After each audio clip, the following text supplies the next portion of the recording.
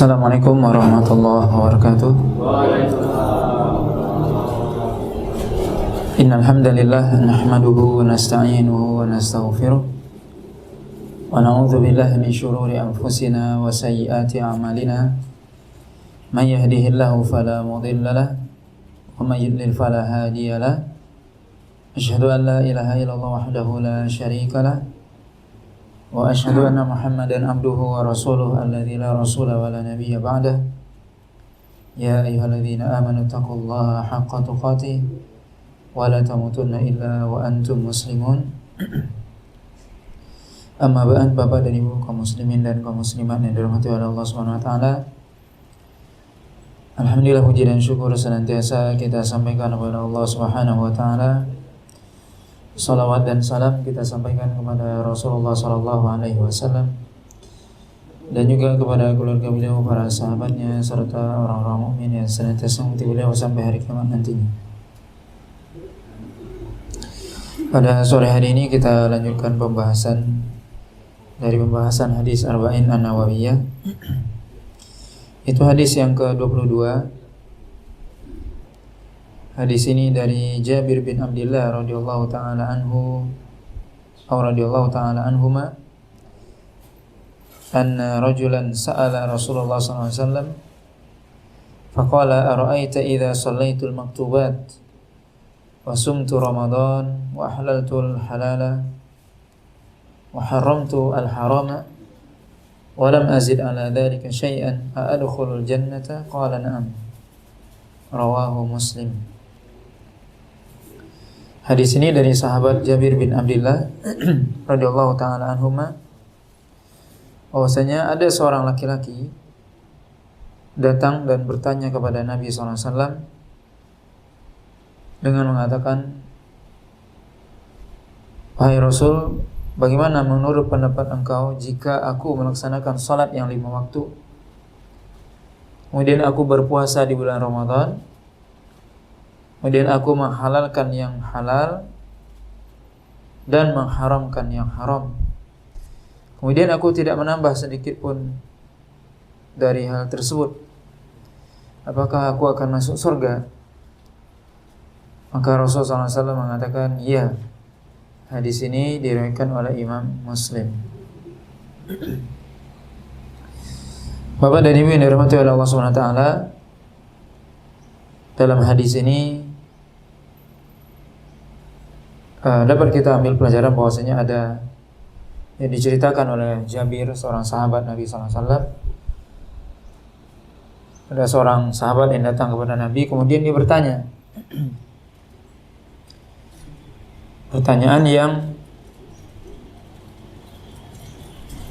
yang berkaitan dengan amalan yang akan memasukkan dia ke dalam surga. Dan tentunya ini juga pertanyaan kita sebenarnya. Apa sih amalan yang bisa masukkan kita ke dalam surga? Semuanya dalam riwayat yang lain juga disebutkan, datang seorang laki-laki pada Nabi, kemudian dia bertanya, "Wahai Rasul, apakah amalan atau beritahukan kepadaku amalan yang bisa memasukkan aku dalam surga, menjauhkan aku dari neraka?" Dan ini pertanyaan para sahabat. Ini menunjukkan bagaimana yang mereka khawatirkan dan yang mereka pikirkan adalah kehidupan akhirat. Bagaimana bisa masuk ke dalam surga, dijauhkan dari neraka. Ini yang mereka pikirkan, ini yang mereka risaukan. Kenapa? Karena memang kehidupan yang sebenarnya adalah kehidupan akhirat. Adapun di dunia hanya sebentar, sementara. Yang kehidupan yang sebenarnya, kehidupan yang abadi adalah kehidupan akhirat. Maka hendaknya kita lebih risau akan kehidupan akhirat daripada dunia. Karena dunia hanya sebentar, sementara. Tapi akhirat itu kehidupan yang selamanya, tidak ada kematian setelah itu. Kita di dunia akan diakhiri kehidupan ini dengan kematian. Tapi kalau sudah masuk kehidupan akhirat, tidak ada kematian. Maka ini bisa kita lihat bagaimana sahabat ini datang kepada Nabi SAW kemudian bertanya tentang amalan yang akan memasukkan dia ke dalam surga. Dalam hadis ini disebutkan 4 amalan ya disebutkan, di mana orang tersebut mengatakan, bagaimana wahai Rasul kalau seandainya aku melakukan 4 amalan ini, apakah aku bisa masuk ke dalam surga? Dan 4 amalan ini, kata sahabat ini, tidak aku tambah lagi, ya cukup itu aja. Kata Nabi, ya. Apa amalan tersebut? Yang pertama tadi disebutkan sholat yang 5 waktu. Ini yang pertama. Tentunya seorang setelah dia bersyahadat, amalan yang paling besar adalah sholat. Karena amalan sholat, karena ibadah sholat adalah amalan yang merupakan tiang dari Islam. Sebagaimana Nabi mengatakan wa amuduhu shalah, yaitu tiang dari Islam ini adalah sholat. Kalau tidak ada tiang dari bangunan, tidak ada bangunan. Maka tidak ada, kalau tidak orang tidak sholat, tidak ada Islamnya.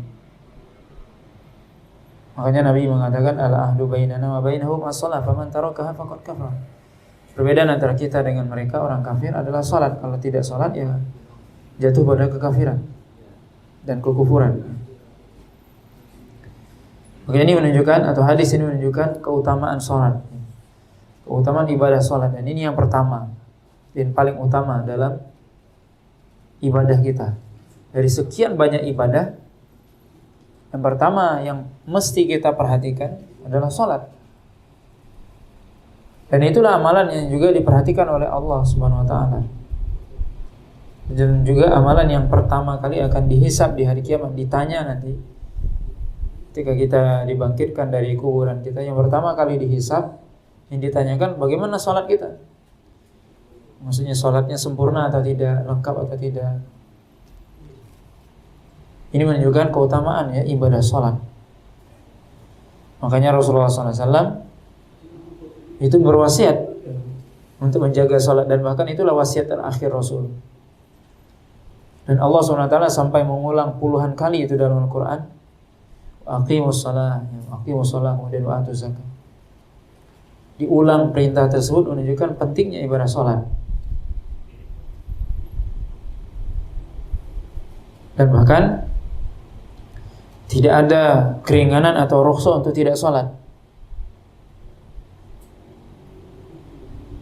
Seorang bagaimanapun keadaannya, walaupun dia sakit, dia harus sholat.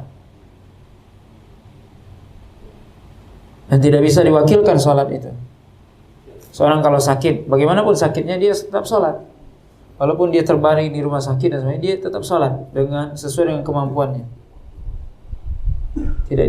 Kalau dia tidak bisa berdiri, duduk, kemudian kalau tidak duduk, dia bisa duduk berbaring. Tapi dia sholat. Dan tidak bisa digantikan. Berbeda dengan ibadah yang lain, misalnya puasa.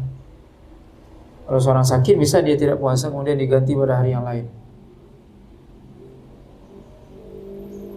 Maka atau seorang kalau dia sudah tua misalnya, tidak mampu lagi dia puasa, boleh dia bayar fidyah. Tapi sholat tidak seperti itu. Maka ini menunjukkan keutamaan sholat ya, keutamaan sholat yang 5 waktu. Ini mengerjakan, ini amalan yang pertama yang akan menyebabkan seorang masuk ke dalam surga Allah Subhanahu wa ta'ala, yaitu kalau dia menjaga sholat yang 5 waktu. Allah Subhanahu wa ta'ala katakan, inna sholata kanat 'alal mu'minina kitaban mawquta. Bahwasanya sesungguhnya kewajiban sholat itu terhadap orang mukmin adalah kewajiban yang sudah ditentukan waktunya. Ada waktunya. Sudah ditentukan waktunya. Bilangan rakaatnya, tata caranya. Maka hendaknya kita memperhatikan ibadah sholat kita. Apakah sudah benar-benar sesuai dengan pertama kali kita sudah, apakah kita sudah sholat di awal waktu, ya sudah dikerjakan di awal waktu berjamaah di masjid, kemudian apakah sholat kita sudah sesuai dengan apa yang diajarkan oleh Nabi atau tidak. sudah sempurna rukun dan syaratnya, khusyuk atau tidak. Nah ini perlu diperhatikan, karena ya salat adalah tiang dari agama ini atau menjadi pondasi dari agama ini. Oke, ini amalan yang pertama, ya, amalan salat. Dan tentunya orang yang meninggalkan salat, jadi kita sudah sebutkan hadis Nabi SAW, seorang yang sengaja dia meninggalkan salat, tidak salat sama sekali, maka bisa jatuh kepada kekufuran dia.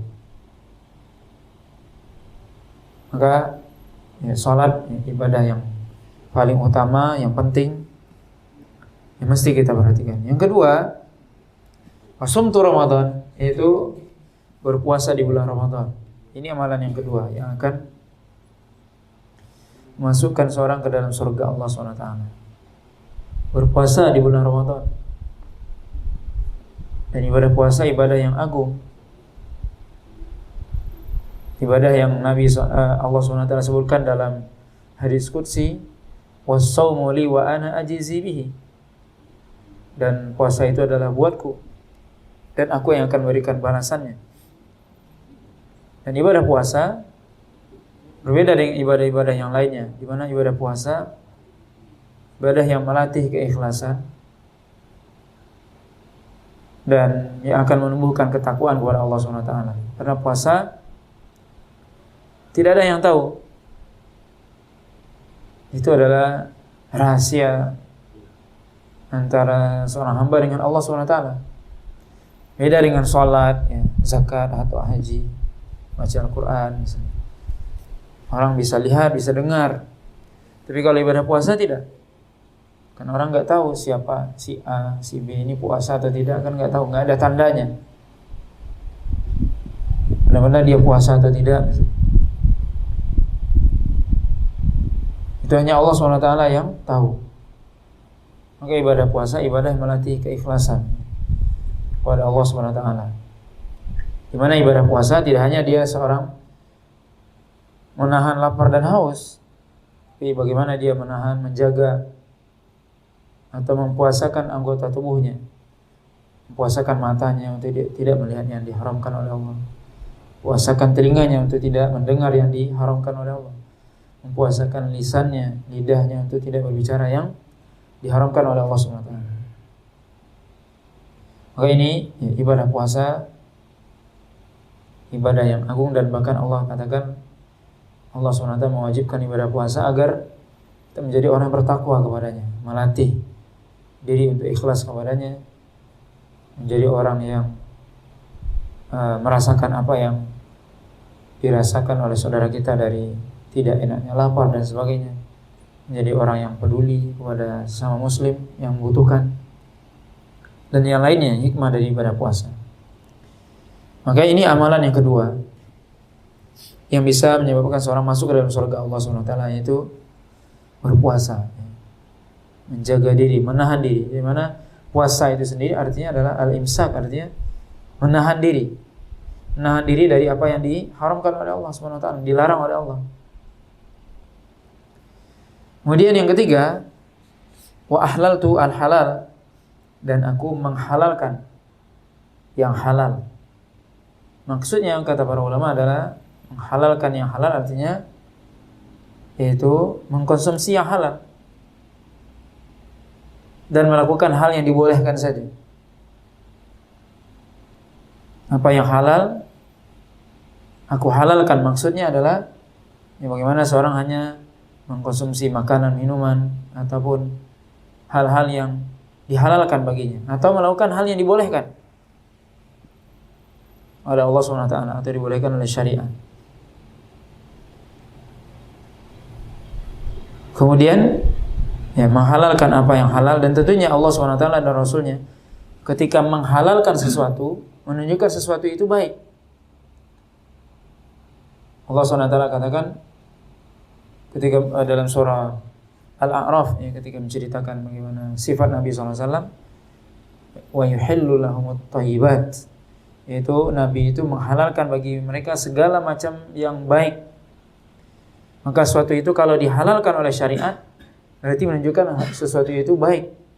dari sisi zatnya, maka tidak perlu kita ragu untuk mengkonsumsinya atau melakukannya. Kemudian sebaliknya, haramtu al-haram, aku mengharamkan yang haram. Maksudnya apa? Itu tidak mengkonsumsi yang haram atau meninggalkan perbuatan yang diharamkan. Maka suatu hal yang juga harus kita perhatikan, syariat tidaklah melarang suatu atau mengharamkan suatu kecuali di dalamnya ada keburukan. Semuanya disebutkan dalam ayat wa yuharrimu alaihimul khaba'ith, dan mengharamkan apa yang buruk. Segala sesuatu yang haram itu buruk. Semua yang haram, yang dilarang, baik ya dalam hal makanan, minuman, ataupun hal-hal yang sifatnya perbuatan, segala macam yang diharamkan itu pasti buruk di dalamnya. Karena tidak mungkin Allah SWT mengharamkan atau melarang kita dari sesuatu yang baik. Karena Allah SWT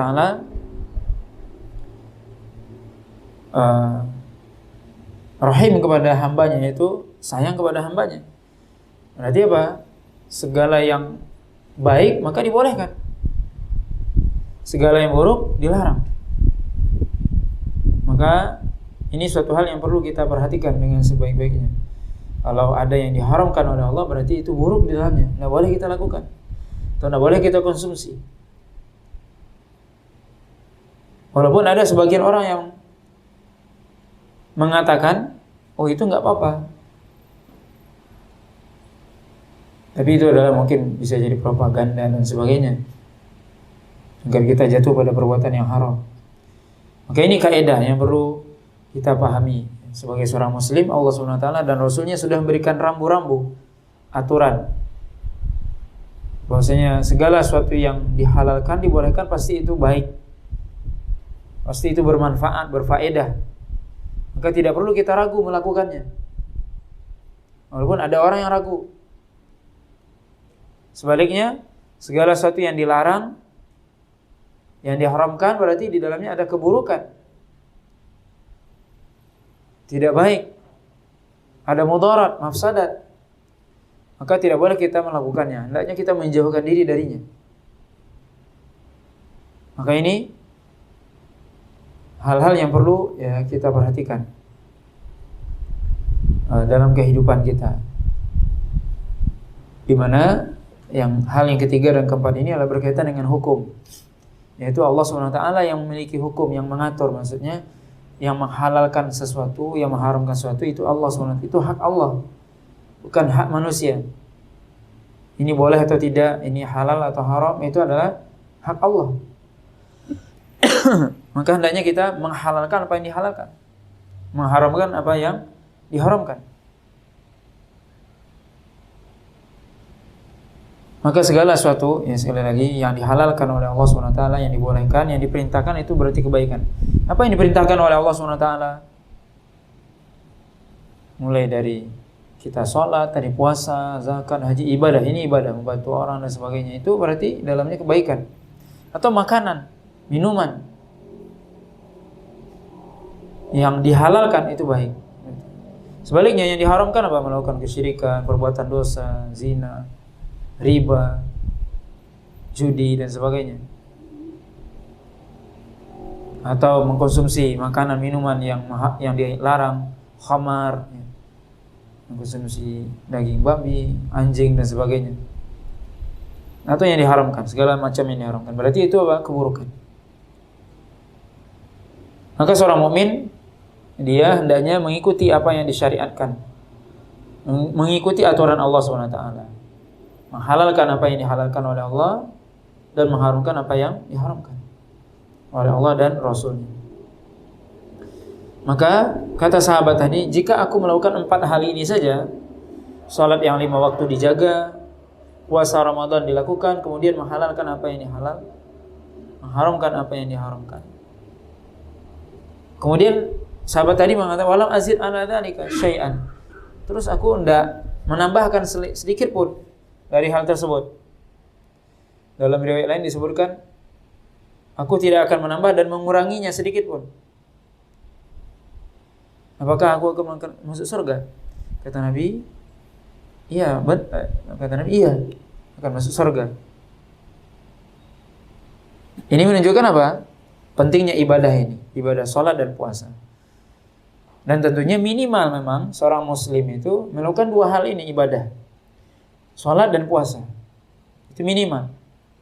Sebab zakat itu hanya wajib apa? Bagi orang yang memiliki kelebihan harta. Apalagi haji. Tapi sholat dan puasa itu tidak ada pengecualian kalau kita perhatikan. Ada enggak pengecualian dari seorang muslim? Seorang yang mengaku dia muslim, aku ini muslim nih. Ya minimal dia melakukan dua ibadah ini. Dua rukun Islam ini dia minimal lakukan. Sholat dan puasa, itu minimal. Aku enggak zakat, ya kalau Anda tidak punya kelebihan harta enggak wajib zakat. Aku enggak haji atau umrah. Ya kalau seandainya enggak mampu ya enggak wajib. Maka ini menunjukkan kepada kita ini ya minimal, ya, standar minimal seorang muslim dia menjaga salat yang 5 waktu, berpuasa di bulan Ramadan, kemudian dia mengikuti aturan syariat dalam hal halal dan haram. Maka dia akan masuk surga. Ini minimal. Ini standar minimal ya seorang. Dan itu yang pertama yang harus kita perhatikan, yang kita lakukan. Kalau kita bisa melakukan yang ini, baru kita menambahkan yang lain yang sifatnya sunnah. Salat yang 5 waktu, kalau kita sudah kerjakan, boleh. Baru setelah itu kita tambahkan dengan salat-salat sunnah. Puasa yang 5 waktu, puasa di bulan Ramadan kita sudah lakukan, kita sudah mampu menjaganya, baru bisa kita tambah dengan puasa sunnah, Senin, Kamis dan sebagainya. Tapi kalau belum kita mampu melakukan dua hal ini, ya tidak. Maka ibadah sunnah yang kita lakukan tentunya tidak bermanfaat. Gimana kalau orang misalnya sholatnya rajin sholat duha misalnya, tapi nggak sholat subuh, kan nggak bermanfaat sholat duhanya. Karena yang wajib nggak dilakukan. Ya, nggak wajib, yang wajib nggak dilakukan. Maka ini pentingnya yang wajib kita lakukan terlebih dahulu. Karena ada sebagian kita katakan ada, dan ini perangkap dari syaitan ya, perangkap syaitan, godaannya syaitan. Ada orang-orang yang lebih memperhatikan masalah yang sunnah, yang wajib dia tinggalkan. Jadi tadi kita katakan ada orang yang rajin sholat duha, sholat subuh dia mungkin telat atau enggak sholat sama sekali misalnya. Atau dia sholat malam, subuhnya lewat malam. Atau ada orang yang dia sering membantu temannya atau berbuat baik ya kepada temannya, tapi tidak berbuat baik kepada keluarganya sendiri. Nah ini kan salah namanya. Orang lain dibantu, keluarga sendiri nggak dibantu. Padahal membantu keluarga hukumnya wajib. Kalau teman sunnah. Jadi wajib terlebih dahulu baru yang sunnah. Ini penting ya untuk kita perhatikan. Karena kita sebutkan tadi ada sebagian orang yang seperti itu. Enggak. Karena aku orang memperhatikan ya, mana yang wajib, mana yang sunnah. Jadi wajib terlebih dahulu. Seperti pernah kita sebutkan, sebagian kaum muslimin dia bersemangat untuk datang sholat tarawih ke masjid. Sholat tarawih hukumnya sunnah. Tapi sholat maghrib dan isya dia tidak ke masjid. Atau sholat maghribnya tidak ke masjid. Sholat tarawih dia datang. Padahal orang kalau enggak tarawih, enggak dosa dia. Tapi kalau enggak salat maghrib, dosa. Maka ini, ya, ini salah satu bisikan syaitan. Ini perangkap syaitan. Kemudian juga, hendaknya kita memperhatikan apa? Perkara yang halal dan yang haram. Terutama di zaman kita. Yang Nabi memang sebutkan di akhir zaman, orang sudah tidak mempedulikan lagi yang namanya halal haram. Semuanya dilakukan, na'udzubillah. Karena tuntutan dunia dan sebagainya. Maka perlu kita memperhatikan, ini yang saya lakukan ini, atau yang saya konsumsi ini, halal atau haram, boleh atau tidak. harta yang saya makan ini halal atau tidak. Ini penting, ya, terutama di zaman kita sekarang. Kita sebutkan banyak orang yang tidak memperhatikan lagi dari mana uang ini didapat atau harta ini didapat. Yang penting dia mendapatkan harta. Tidak lagi diperhatikan ini dari mana sumbernya. Padahal Nabi sebutkan bahwasanya pertanyaan di akhirat nanti tentang harta itu dua pertanyaannya. Dari mana kamu mendapatkan harta? Bagaimana kamu membelanjakannya? Dari mana dapatnya? Maksudnya dari jalan yang halal atau haram? Bagaimana membelanjakannya? Membelanjakannya di jalan Allah atau di jalan syaitan? Maksudnya apa? Di jalan Allah sesuai dengan yang diperintahkan. Atau di jalan syaitan maksudnya apa? Hura-hura, membelikan hal yang diharamkan dan sebagainya. Maka ini ditanya kita. Maka perkara yang halal dan haram ya, terutama di zaman kita perlu kita perhatikan ya. Karena hal ini kalau kita tidak memperhatikan bisa ya mengganjal kita untuk tidak masuk surga. Alhamdulillah. Karena tadi sahabat tadi mengatakan apa? Ini amalan yang akan masukkan ke dalam surga. Kalau orang tidak lagi memperhatikan hal haram, bagaimana dia masuk surga? Hal haram ini penting. Karena Allah SWT yang mengatur. Ini halal, ini haram. Yang halal kita lakukan, yang haram kita tinggalkan. Jangan sebaliknya. Maka ini Bapak dan Ibu yang dirahmati oleh Allah SWT, amalan ya, 4 amalan dasar yang harus kita lakukan atau kita perhatikan ketika ingin kita masuk ke dalam surga Allah SWT. Dan ini yang paling minimal, ini paling minimal. Kita jaga sholat yang 5 waktu, puasa di bulan Ramadan, kemudian kita konsumsi yang halal, melakukan yang halal yang boleh, dan menjauhkan diri dari yang haram, atau mengkonsumsi dari, menjauhkan diri dari hal yang haram ya, atau hal yang dilarang oleh syariat. Maka dengan ini insyaallah kita lakukan, maka kita dijamin oleh Rasul SAW masuk ke dalam surga Allah SWT. Mungkin ini ya pembahasan kita pada sore hari ini yang berkaitan dengan hadis Jabir. Mudah-mudahan apa yang kita sampaikan bermanfaat. Kalau misalnya ada pertanyaan kita persilakan.